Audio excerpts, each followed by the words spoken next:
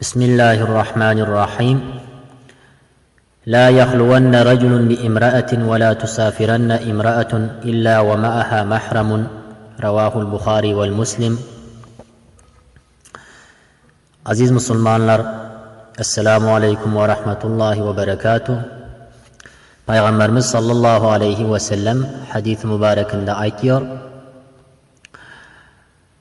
Bir erkek bile bir ayalım diyor, bir divalda ya bulmasa yeki oturmakla şul tekuten hayerde diyor, şunun ödü dürüst değil diyor. Bir ayalım diyor, safara gitmekle hem dürüst değil diyor, megerem şunun yanında gitse diyor, şunun mehreminden bolsun deyip şöyle diyor. Mehreminden murat kiminde? Atası olsun, doğanı olsun, şunun şekilli eri olsun, ve şunun şekilli dayısı olsun, ya bulmasa kaynatası olsun, şulardan birisi olsun yanında diyor. Başkalar bile safara gitmekliğe şeriatımız icade veren yok bir ayarın safara gitmesine. Bir insanın öylenen olsa şunun doğanı bile şunun ayarını bir yere ekitmekliğe şeriatımızda icaze veren yok. Çünkü bu erkeğin bu doğanın özü senin ayarına mehremdarın özü. Velev ki bir ineden bolsan boluver, bir ineden bir atadan bolsan boluver.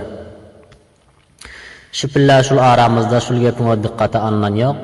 Mesela bir inesin ka gidecek olsa bir kelinin öde, ya bulmasa bir sahil bir şafakhana gidecek olsa sahil bir yer ağrıyan için yuvurcusu motor tekelin götüne mindirip alıp gidiyor şuna. Aziz Müslümanlarımız şunu dikkate alan yok. Şul şeriatımızda bilkul haram şunu öde. Peygamberimiz sallallahu aleyhi ve sellem yine bir hadis mübarekinde aytıyor. El-hamu el-mevt deyip. Sahabe radıyallahu anhular Peygamberimizden sorantılar, hamu deyip ne aytıyor ya Resulallah deyip. Şöpilla hamu'a doğan diyen şöpilla Peygamberimiz sallallahu aleyhi ve sellem. Doğanın öde öktürat ölüme sebep olacakken öktürat bir güdaranlı cancalı yaşamın şekilde şeriata muhalif olan nasa sebep olacakken. Ne deyip deysenler?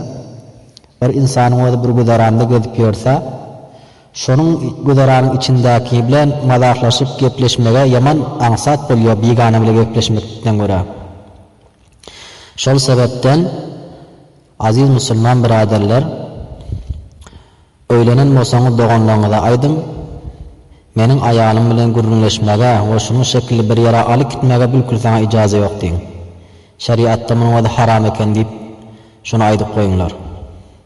Ana maruf tarikada düşündürüňler. Çünki ine bir bolsaňam, ata bir bolsaňam senin doğanyňa aýalyň nämehrem bolýar. Mabada sen wefat edasaň doğanyňa aýalyň nikah düşýär şeriatda.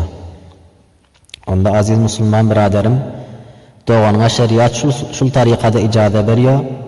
Gaty bir merillik bolsa güzaranyň içinde keliniňe däktere ekder ýanak bir mehremen bolmasa şöpilla ödüňem bolmasaň öýde ana şöpillasynda bir zarurat üçin aýalyňa doğanyň däktere ekdik kelse bolýar.